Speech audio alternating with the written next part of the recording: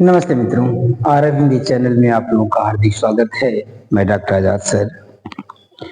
तो जैसा कि हम लोग पिछले दिन की कक्षा में जो पढ़ने का काम किया गया था, जो क्लास चला था, उसमें आपको कुछ ऐसे महत्वपूर्ण टॉपिक बताए गए थे जो आपकी परीक्षा के दृष्टिकोण में थे और वो प्रश्न आने वाले हैं, अक्सर आते रहते हैं। उन्हीं प्रश्नों को आपको बताने का काम किया गया, जिसमें सस्वर पठन का महत्व था, सस्वर वाचन का विभाजन कितने प्रकार का होता है, वो कौन कौन होते हैं, मौन वाचन क्या है, मौन वाचन का महत्व क्या है। तो इन सब सारी चीजों को आपको बताने का काम किया गया था। आज एक नई टॉपिक के साथ हम पुनः उपस्थित हैं और आपसे चर्चा किया जाएगा। टॉपिक वह है और आपको मैटर भी ऐसा दिया जाएगा कि जो आपकी समझ में आए। ऐसा नहीं है कि आपको समझ में नहीं आए। अगर आपको समझ में नहीं आएगा तो फिर मेरे पढ़ाने और आपको पढ़ने का कोई मतलब नहीं है। भरपूर प्रयास करने का काम किया जाएगा कि चीजें आपको आसानी से सरलता पूर्वक समझ में आने का काम करें। आज का एक टॉपिक है, जिस टॉपिक का नाम है मौन वाचन के उद्देश्य। आज का टॉपिक है मौन वाचन के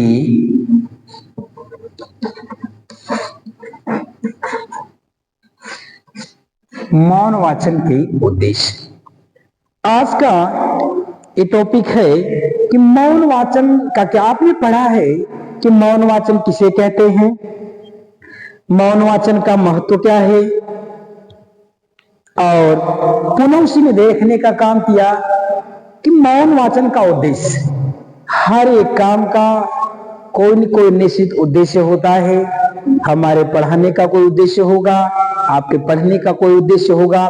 तो उसी प्रकार से ये जो मौन वाचन है, इस मौन वाचन का भी अपना कुछ न कुछ उद्देश्य होगा। यदि उद्देश्य है तो निश्चित रूप से किसी न किसी चीज की वो पूर्ति करने का काम करता होगा। तो आपकी टॉपिक है कि मौन वाचन के उद्देश्य। यानी ये कहना चाहता कि जो मौन वाचन हम लोग करते हैं, उस मौन वाचन का वाकई में क्या उद्देश्य है। क्या मौन वाचन करना चाहिए या नहीं करना चाहिए, यदि करना चाहिए तो क्यों करना चाहिए। इसमें क्या रखने का काम किया हुआ है कि मौन वाचन का क्या उद्देश्य है हमारे दैनिक जीवन में, या हमारे पठन पाठन की प्रक्रिया में, या हमारे शिक्षण प्रक्रिया में इस मौन वाचन का महत्व क्या। अगर इस तरह का प्रश्न आपके समक्ष उपस्थित हो जाए या ऐसा कुछ आपके सामने आ जाए, कभी भी अगर ऐसा आए, क्योंकि आता रहता है ये सब चीज निश्चित आएगा कहीं न कहीं, वो भले किसी सेमेस्टर में आए, एक वाले में आए, दो वाले में आए, तीन, लेकिन आएगा। अगर ना भी आने का काम करेगा तो आप एक अध्यापक बन रहे हो, तो आप एक अध्यापक हो तो आपको तो जानना ही पड़ेगा। और बच्चों को जब आप पढ़ाने के लिए जाएंगे तो निश्चित उनको बताना भी पड़ेगा। यहां कहता है कि मौन वाचन के उद्देश्य।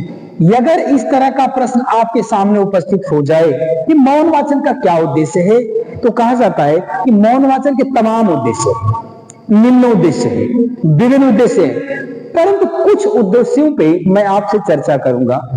उसके कुछ उद्देश्य के विषय में आपको बताने की भरपूर कोशिश करने का काम करूंगा। उसने कहा कि मौन वाचन में, तो कहता है कि मौन वाचन के निम्न उद्देश्य हैं, तमाम उद्देश्य हैं, बहुतेरे उद्देश्य हैं। कहता है कि पठित सामग्री के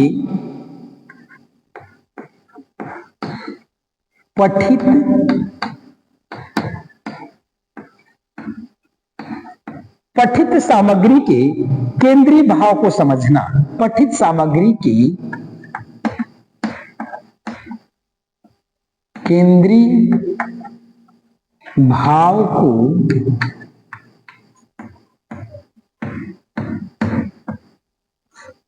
को समझना। देखिए, पहली बात तो यह कहता है, यदि मौन वाचन का जो उद्देश्य है, पहला उसका उद्देश्य है कि जो पढ़ने वाली सामग्री है, यानी जिसको आप पढ़ रहे हो, उस पठित सामग्री के पहली बात उसका जो केंद्रीय भाव है, उस भाव को समझना। यानी जो चीज पढ़ा जा रहा है तो पढ़ी जाने वाली चीज का यानी उसका कुछ न कुछ तो केंद्र बिंदु होगा, उसका कुछ न कुछ अपना केंद्रीय भाव होगा, और वो जो भाव होगा उसके केंद्र के इर्द गिर्द घूमने का काम करेगा। ये कहता है मौन वाचन का उद्देश्य है कि पठित सामग्री को किसी भी सारांश को पढ़ा जाए तो उसके केंद्रीय भाव को समझना। पहली बात ये कहता है कि उसके केंद्रीय भाव को समझना है। दूसरी बात कह रखने का काम क्या हुआ है, आवश्यक स्थलों को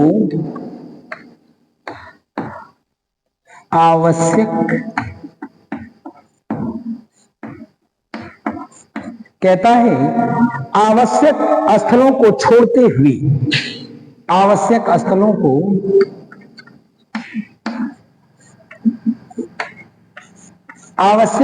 को छोड़ते हुए मूल तथ्यों का चयन करना।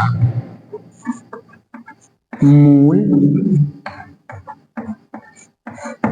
तथ्यों का चयन करना।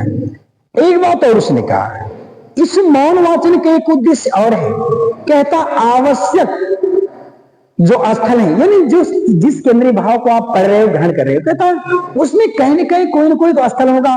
कहता उस स्थल को छोड़ते हुए उसकी जो मूल तथ्य है यानी उस मूल तथ्य का चयन करना, चुनना, चुनाव करना, यानी उसके आवश्यक जो स्थल हैं उन स्थलों को छोड़ दो आप, लेकिन उसके जो मूल तत्व हैं उन मूल तथ्यों, जैसे सामान्य सा कहने का मतलब उसके ये है, यदि आप मौन वाचन कर रहे हो तो मौन वाचन करते समय तमाम प्रकार के जिसको भी आप पढ़ रहे हो उसमें कई जगह के स्थलों का भी चर्चा होगा, तो हमें उस स्थल पे चर्चा पे ध्यान नहीं देना है, यानी हमें उस स्थल पे ध्यान नहीं देना है, हमें यह ध्यान देना है कि वहां पे जो मूल तथ्य है, उन स्थलों पे जो मूल तथ्य है, उन मूल तथ्यों के ऊपर हमें ध्यान देने का काम करना है। ये मौन वाचन का दूसरा उद्देश्य है। और तीसरा उद्देश्य उसका यह है, पठित सामग्री का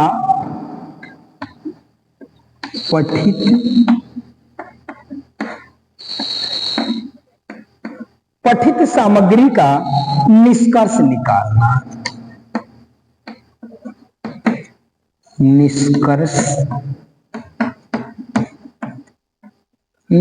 निकालना। अब उसने एक बात और कह रखने का काम किया हुआ है कि जिस चीज को हम लोग पढ़ रहे हैं तो पढ़ी हुई सामग्री का उसका निष्कर्ष निकालना, हमने जिसको पढ़ा यानी उसमें क्या लिखने का काम किया, उसका क्या सेंस है, उसका क्या अर्थ है, या मूल से वो कहना क्या चाहता है। ये कहता है कि पठित सामग्री का निष्कर्ष निकालना यानी पढ़ी गई चीज का निष्कर्ष निकालने का काम करना है। और अगली बात ये कहने का काम करता है, पठित सामग्री पर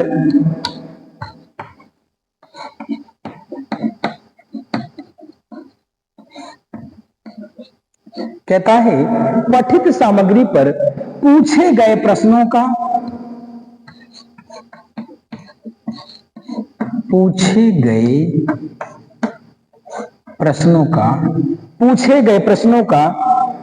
उत्तर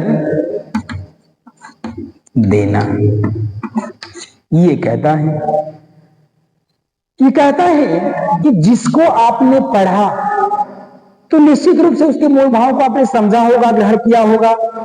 तो जब आपने उसको ग्रहण कर लेने का काम किया हुआ है तो उससे कुछ प्रश्न पूछे जाएंगे और उस प्रश्न को आपको बताने का काम करना होगा।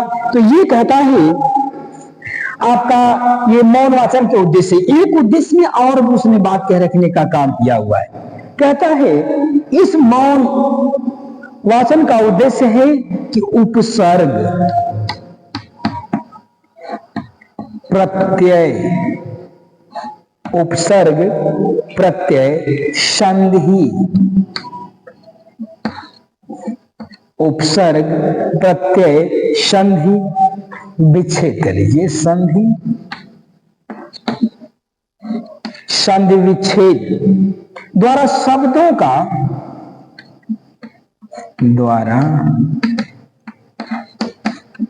शब्दों का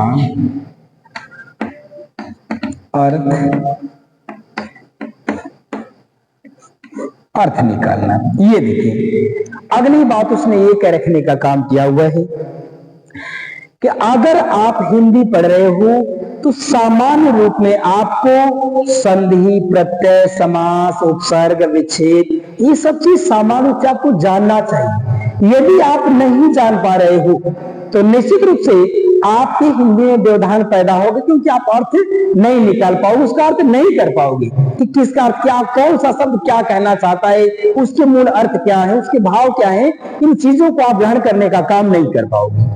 यहां कहता है, पुनः आप समझिएगा एक बार, इसने कह रखा है कि मौन वाचन के उद्देश्य क्या होते हैं। उसने कहा है कि जो हम लोग मौन वाचन करने का काम करते हैं या जो बच्चों से मौन वाचन कराया जाने का काम किया जाता है, उस मौन वाचन के द्वारा उसके क्या उद्देश्य है, उससे क्या लाभ होता है, उसने बता रखने का काम किया हुआ है कि मौन वाचन के द्वारा जो पठित सामग्री है, तो पठित सामग्री के केंद्रीय भाव को बालक समझ लेने का काम करता है। जो पठित सामग्री है, उस पठित सामग्री का जो केंद्रीय भाव है, उस केंद्रीय भाव को बालक समझने का काम करता है। दूसरी बात कहता है कि आवश्यक स्थलों को छोड़ता है, यानी पठित सामग्री में आवश्यक जो स्थल होते हैं उनको छोड़ करके उनके मूल तत्व को ग्रहण करने का काम करता है। ये उसका उद्देश्य है। मौन वाचन में उसका ये उद्देश्य है, जो स्थल है उन स्थलों को छोड़ दो, लेकिन उन स्थलों में जो मूल तत्व समाहित है, उस मूल तत्व को आप ग्रहण करने का काम करो। ये हमारे मौन वाचन का उद्देश्य है। अगली बात कहता है कि पठित सामग्री के द्वारा, मौन वाचन के द्वारा उसके जो उद्देश्य है, कहता है कि मौन वाचन के द्वारा बालक निष्कर्ष को निकालने का काम करता है, निष्कर्ष निकाल लेता है। जो कुछ पढ़ता है ना, उस पढ़ी गई बात का, उस पढ़ी गई विषय वस्तु का, उसके अर्थ को निकाल लेने का काम करता है, समझ लेने का काम करता है। अगली बात कहता है कि जो पठित सामग्री है, उस पठित सामग्री पर जो पूछे जाते हैं प्रश्न, तो उसकी प्रश्न के उत्तर को बालक देने का काम करता है। कब? ये जब मौन वाचन का उद्देश्य कराया जाएगा तब, ये उसका उद्देश्य है। यानी बालक पढ़ी हुई चीजों पे उनसे प्रश्न पूछने का काम किया जाए, वह निश्चित रूप से प्रश्नों को बताने का काम कर जाता है। और अंतिम बात कहता है कि इस मौन वाचन का एक अंतिम उद्देश्य और यह है कि इसमें उपसर्ग होता है, प्रत्यय, संधि, विच्छेद के द्वारा शब्दों का अर्थ बड़े आसानी से निकाल और जान पाने का काम करते हैं। तो ये रहा आपका मौन वाचन के उद्देश्य। आपने समझा कि मौन वाचन का उद्देश्य चीजों को समझना, केंद्रीय भाव को समझने का काम करना। यदि मौन वाचन करने का काम कर रहा है बालक, तो अगला कहता है मौन वाचन के भेद। मौन वाचन के भेद, अगली टॉपिक आती है कि मौन वाचन के भेद। तो इसने कह रखने का काम किया हुआ है। देखिए, कहता है कि मौन वाचन का भेद अगर पूछे तो आपका उत्तर होगा मौन वाचन के दो भेद होते हैं। दो भेद होते हैं। कहता है कि जो मौन वाचन का भेद है ना, तो मौन वाचन के दो भेद होते हैं। नंबर एक, कौन कौन भेद है भाई, उसको जरा समझिए। नंबर एक कहता है गंभीर। नंबर एक है गंभीर वाचन, और नंबर दो है द्रुत वाचन। नंबर दो है द्रुत वाचन। द्रुत वाचन। देखिए, उसने ये कहने का काम किया हुआ है कि ये जो मौन वाचन है, इस मौन वाचन के कितने भेद होते हैं, तो आप जानिए कि मौन वाचन के दो भेद होते हैं। एक गंभीर वाचन होता है, एक द्रुत वाचन होता है। अब ये कहता है कि गंभीर वाचन में क्या क्या होता है, जरा यहां आप लिख लीजिए, पहले आप समझ लीजिए गंभीर वाचन को। तो गंभीर वाचन में कहता है नंबर एक, नंबर 1 कहता है गंभीर वाचन में भाषा पर अधिकार करना, भाषा पर अधिकार, भाषा पर अधिकार करना पहली बात। और फिर कहता है नंबर 2 है विषय वस्तु पर अधिकार, विषय वस्तु पर,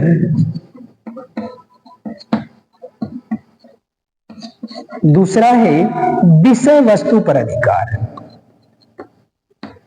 और तीसरा है नवीन सूचना एकत्रित करना और नवीन सूचना, नवीन सूचना एकत्रित या एकत्र कर लो, एकत्र करना, नवीन सूचना एकत्र करना। और अंतिम बात ये कहता है नंबर 4 में कहता है केंद्रीय भाव की खोज करना, केंद्रीय भाव की खोज करना। ये देखिए आपने समझा कि मौन वाचन के कितने भेद होते हैं। आपने जाना कि 2 भेद होते हैं, एक होता है गंभीर वाचन, एक होता है द्रुत वाचन। तो गंभीर वाचन में क्या होता है कि भाषा पर अधिकार करना, यानी गंभीर वाचन के द्वारा भाव तथा भाषा के ऊपर अधिकार को जमाया जा सकता है, अधिकार को किया जा सकता है। दूसरी बात कहता है कि गंभीर वाचन के द्वारा विषय वस्तु पर अधिकार करना, यानी गंभीर वाचन के द्वारा ही हम विषय के ऊपर या विषय की जो वस्तु है उस विषय वस्तु के ऊपर अधिकार करने का काम करते हैं। अगली बात कहता है नवी सूची एकत्र करना। कहता है गंभीर वाचन के द्वारा ही नई नई चीजों की या नई नई चीजों को इकट्ठा करने का काम करते हैं। ये होता है नवी सूचना एकत्र करना। और अंतिम बात कहता है गंभीर वाचन में केंद्रीय भाव की खोज करना, यानी जो उसका केंद्रीय भाव है, जो उसका मुख्य बिंदु है, वह क्या है, उसके मुख्य बिंदु को खोज करने का काम करना। आपने यहां समझा वाचन के 2 भेद होते हैं, गंभीर वाचन और द्रुत वाचन। यहां आप समझिए कि द्रुत वाचन क्या होता है।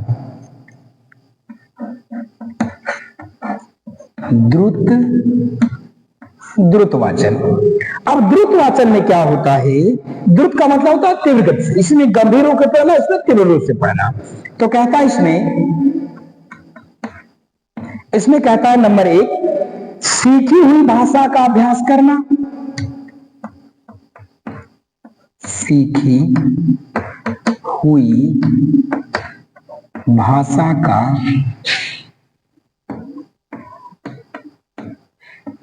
अभ्यास करना। कहता है कि सीखी हुई भाषा का अभ्यास, जो द्रुत वाचन होता है ना, इसमें जिस चीज को हम सीख लिए हैं है ना, उसका अभ्यास करना, प्रैक्टिस करना। अच्छा, दूसरी बात उसने क्या रखने का काम किया हुआ है। फिर दूसरी बात कहता है साहित्य से परिचय प्राप्त करना, साहित्य से परिचय प्राप्त, साहित्य से परिचय प्राप्त का। दूसरी बात कहता है द्रुत वाचन में कि साहित्य का परिचय प्राप्त करना, यानी साहित्य क्या कहना चाहता है। कहा जाता है ना कि साहित्य समाज का दर्पण होता है। जैसे दर्पण वह आपके चेहरे पे लगी हुई सारी चीजों को दिखा देने का काम करता है, उसी प्रकार से ये जो साहित्य है ना, इस समाज का दर्पण है। समाज में क्या हो रहा है, क्या होने वाला है, इन सब सारी चीजों को दर्पण के रूप में दिखाने का काम करता है। और तीसरी बात इसमें कहता है आनंद प्राप्त करना, आनंद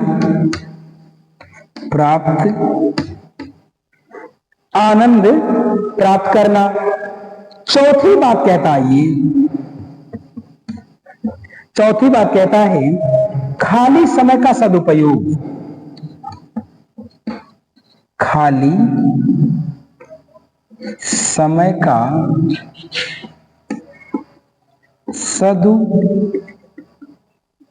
खाली समय का सदुपयोग करना, यानी जो बचा हुआ समय होता है उस खाली समय का सदुपयोग करना।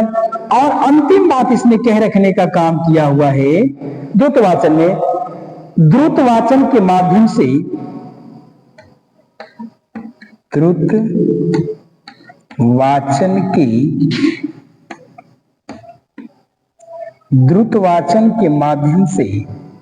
द्रुतवाचन के माध्यम से सूचनाएं एकत्र करना, सूचनाएं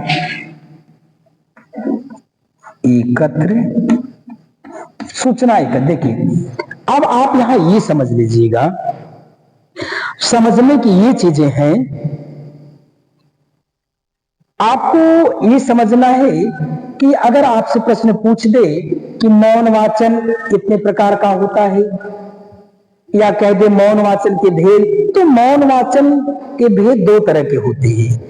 एक होता है गंभीर वाचन और एक होता है द्रुत वाचन। तो गंभीर वाचन का मतलब ये कहता है कि व्यक्ति या बालक या पाठक जो होता है गंभीर होकर जब पढ़ने का काम करता है उसे हम कहते हैं गंभीर वाचन। ना तो बहुत तेज पढ़ता है, ना तो बहुत धीमा पढ़ता है, ना तो उसके ध्यान आकर्षण दूसरे तरफ होने का काम करता है, एकदम सहज सरल स्वभाव में पढ़ने का काम करता है। और सीरियस होकर, जिसको कहते हैं सीरियस होकर पढ़ने की क्रिया, वो कहता है ये गंभीर वाचन है। दूसरी बात कहता है द्रुत वाचन में, कहता है कि द्रुत वाचन में तीव्र गति से पढ़ने का काम किया जाता है। ये दो तरह का हो गए।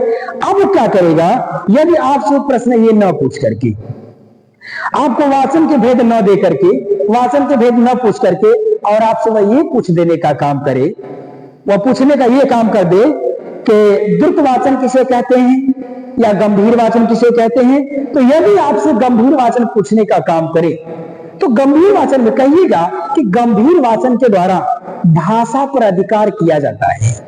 गंभीर वाचन के द्वारा भाषा पर अधिकार प्राप्त किया जाता है। दूसरी बात कहता है कि विषय की जो विषय वस्तु है उस विषय वस्तु पर अधिकार किया जाता है। तीसरी कहता है बात कि नवीन सूचनाओं को एकत्रित किया जाता है। और अंतिम बात कहता है केंद्रीय भाव की खोज की जाती है। ये तो गंभीर वाचन में है। और द्रुत वाचन में कहता है कि सीखी हुई भाषा का, यानी जिसको आपने सीख लिया है उस सीखी हुई भाषा का आप क्या करते हो, अभ्यास करते हो, प्रयास करते हो, प्रैक्टिस करते हो। यह है द्रुत वाचन। दूसरी बात कहता है कि द्रुत वाचन के द्वारा ही साहित्य का परिचय प्राप्त किया जाता है, यानी द्रुत वाचन से ही साहित्य का परिचय प्राप्त होता है। तीसरी बात कहता है द्रुत वाचन में आनंद की प्राप्ति भी होने का काम करती है। चौथी बात कहता है कि द्रुत वाचन में खाली समय का सदुपयोग किया जाता है। और अंतिम पांचवी बात कहता है द्रुत वाचन के माध्यम से ये सूचनाओं का एकत्रीकरण करने का काम किया जाता है। तो ये आपका रहा द्रुत वाचन और गंभीर वाचन। यानी वाचन के कितने भेद होते हैं, दो भेद होते हैं। कौन कौन, द्रुत वाचन और गंभीर वाचन। तो आज की कक्षा के लिए इतना ही। अगली कक्षा में पुनः मुलाकात होने का काम करेगी। तब तक के लिए धन्यवाद। जय भारती, जय विद्यार्थी।